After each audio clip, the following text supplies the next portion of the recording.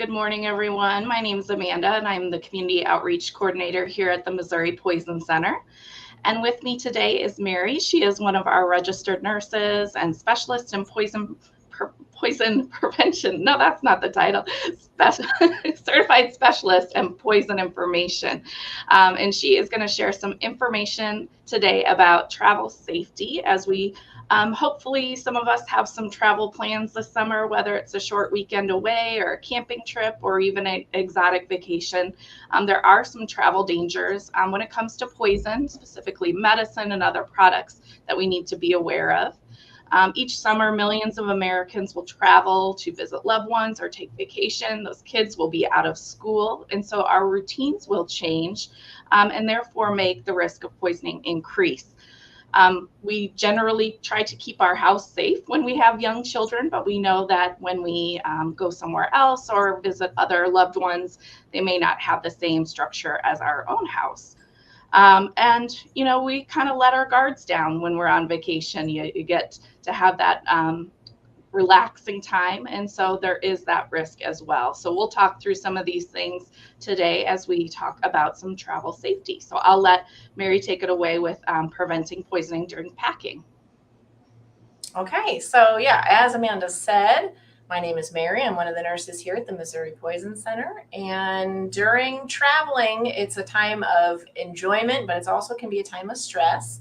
Routines get changed, schedules get thrown out of whack, and things are not in the places that we expect them to be all the time because we put them in different places, such as our luggage, different places in our car if we're traveling by car. And so medications that are put into other containers, such as plastic baggies, and then put into our luggage can pose a risk to our children if they get into them, or other people if they're not aware of what it is, if it can look like candy, things like that. So just some tips for while you're traveling to keep you and your family safe is that you should always bring your medication in the original container. I don't recommend taking it out of its original container and putting it into a plastic baggie or other such device like that. It can, you can forget what it is. You may not remember which pill you put where. Other people may not know. So if you're traveling by plane, sometimes the airlines will require that the packaging be the original, such as like when you go send your kids to school and you have to give the nurse medication, it has to always be in the original container. You can't transfer it to a different one. So continue that process when you're flying or going anywhere. And then when your things are in your luggage, if you're traveling by airline, it's a good idea to put it in your carry-on luggage so that you've got it with you. We all know bags get lost during travel. So if it's with you at all times, then it will be with you when you get to your destination for sure. And then if you're traveling by car, it is important when you're traveling that your things, I prefer things to always be locked. So you can get little lock boxes from a variety of different places, drugstores, online, just about anywhere. You can buy little medication lock boxes, or you can get little zippered pouches that have locks, or if you have a tackle box and a padlock, things can go in there. We get a lot of calls. A common scenario is someone's traveling in the car and their child got into the bag that was sitting in the back seat next to them and got their medicine out and was eating it for some amount of time before the parents noticed. So to avoid that, put it in a lockbox.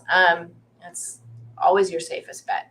And then if you're going to be traveling and crossing a lot of time zones, such as back with the airline travel especially, you should work with your doctor to make sure that you get your meds taken at the right times, that you work out a schedule, things like that. You could also talk with your pharmacist about that. They can be very helpful in getting your meds on the right schedule, depending on the time zones that you're taking. So those are just some traveling tips. And then when you get to your location that you're going to, some things to think about is the climate that you're in. So sometimes climates are wetter or more humid than your home environment, and you want to make sure your medications are stored in a cool, dry place. And then also back to that locking thing, if you're in a hotel that has a lockbox, I suggest putting your medications inside the lockbox, especially if you don't have your own travel lockbox to take with you. That way, again, kids can't get into it. You're at the hotel and everybody's tired, or people are distracted, and parents are going this way, kids are going that way, and there's not the same level of attention that you have at home. And so if your medications are locked, you can ensure that your children will not get into them accidentally. Another thing that you should also be very aware of is if you're going to a relative's house, or if you're traveling with other relatives, that they may not think about things like this. You may be already on track with keeping your medications locked, but if you're going to grandma's house, or if you're traveling with an aunt, something like that, they may take medications.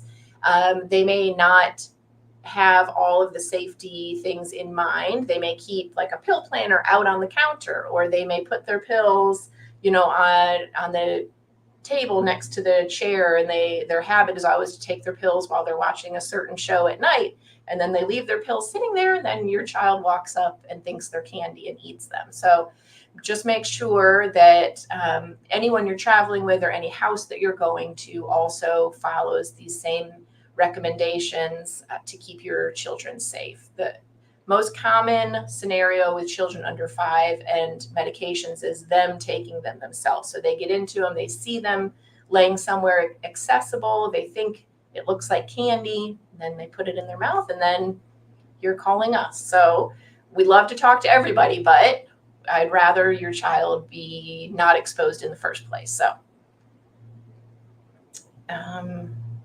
yeah. And then another thing to think about, sorry, Amanda, is with traveling, there's also other hazards that you may not be aware of at home, such as if people vape or have alcohol laying around. You don't normally, when you're on vacation, you're kind of taking it easy, especially you're traveling with other people, and things may sit out that wouldn't normally be sitting out in your own home. And again, children are curious, they get into things. So just keeping everyone safe, keeping ashtrays, vaping products, alcohol up and out of reach is always your best bet.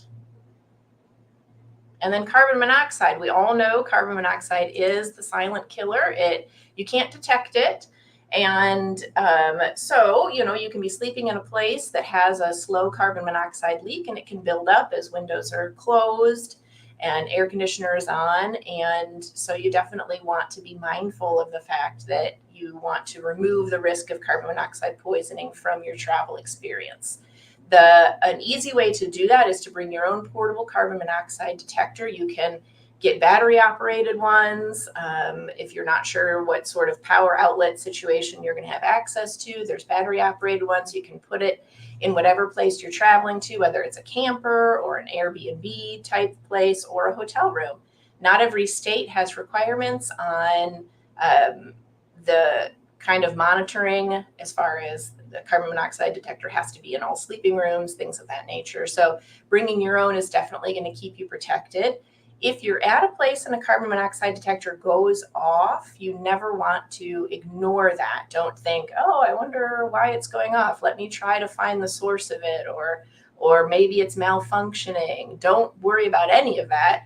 Let the fire department sort that out. You, in a situation where a carbon monoxide detector is alarming, you get out of the house, get out of the environment, take your children and get out and call the fire department. They will come and they will check for it, and they will find the source and keep you safe.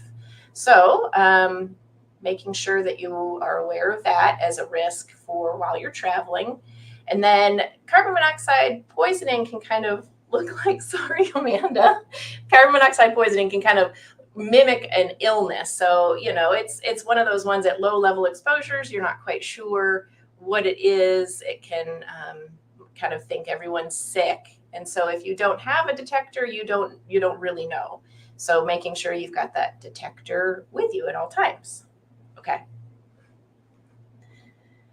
And then food safety. So when you're traveling, sometimes you might be bringing your own food for a road trip, and to avoid having to stop. You've got small kids, they're picky eaters, and you think, well, I'll just bring my own food with me. You just want to make sure that cold food stays cold, hot food stays hot. So if you're traveling with cold foods, make sure that it's in a cooler and you've got things to keep it cold for as many hours as you'll be needing it to stay cold. Or if you're out at a place that is serving food, such as, a family reunion or something out at a picnic, you want to make sure that the food that you're eating, the cold food stays cold and the hot food stays hot. So you have burners to keep food hot, and you have ice and other things to keep your cold food cold so that bacteria doesn't grow. Bacteria grows very quickly in room temperature. So anything that's been sitting out at room temperature for more than 2 hours should not be consumed. That's just an easy way to remember that, 2 hours, and get rid of it. When in doubt, throw it out. It's not worth your health and safety to eat some food that potentially has foodborne bacteria in it. It is no good. And then also, when you're preparing food, make sure to always wash your hands with soap and water, get a good lather, sing the alphabet song, or is it the happy birthday song? Something. Sing one of those songs the whole time while you're washing. Teaching kids that from an early age. Kids are always in the kitchen. They want to be helpful. Teaching them how to appropriately wash their hands before they're prepping food. They're going to watch everything you do. So if you do it every time, they will do it with you. And then if you don't have some soap and water available, so you're camping, things like that, make sure you've got some alcohol-based sanitizer that has got at least 60% alcohol in it. But then after you use it, put it up. That's another hazard that kids can get into. They can think that it's something that they want to eat, and then you're calling us for that. So just put it up when you're done with it. That's great. Thank you so much, Mary, for all those great tips as we travel, whether it's our food or carbon monoxide. Certainly our medication and our home environment, we want to make sure is very safe. So I appreciate all your expertise.